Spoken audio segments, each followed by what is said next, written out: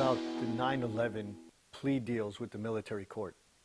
Does someone want to explain what the hell that was about?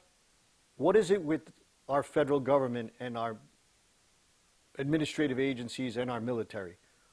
What has happened to retribution and not negotiating with terrorists?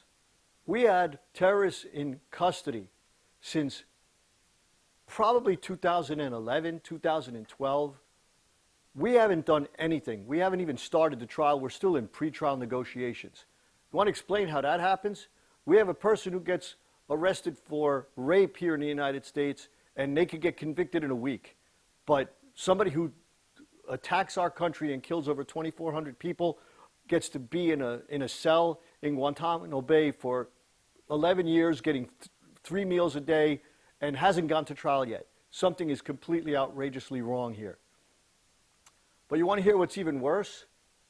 A plea agreement whereby these animals, these terrorists, these non-human beings get to stay alive on our dime and not be put to death for their wrongdoing.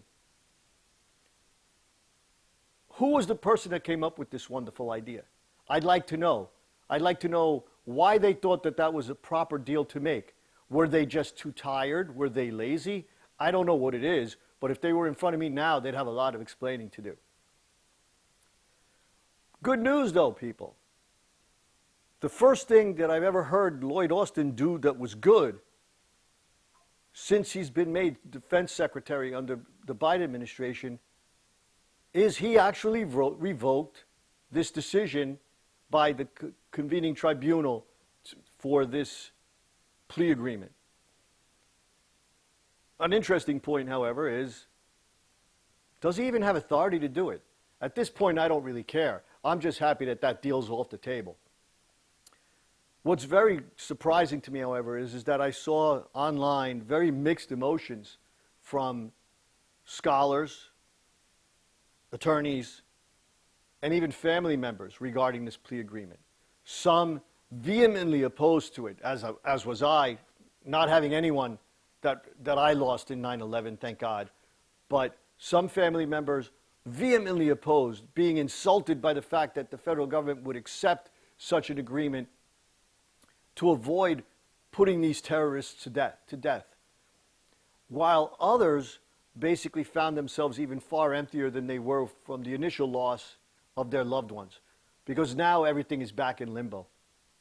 And yes, while they may have wanted final retribution, to know that the persons that masterminded the deaths of their family members would finally be put to death, leaving this gaping wound open now is probably something that I can understand their frustrations about.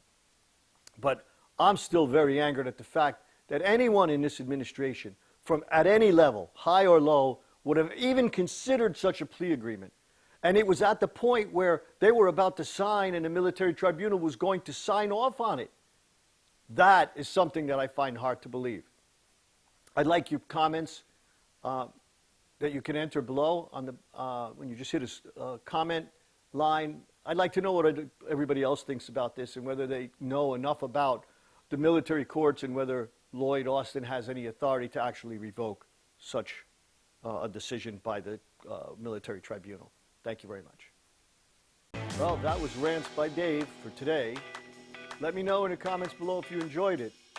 Throw some ideas my way of what you'd like to possibly hear me rant on. See you next week.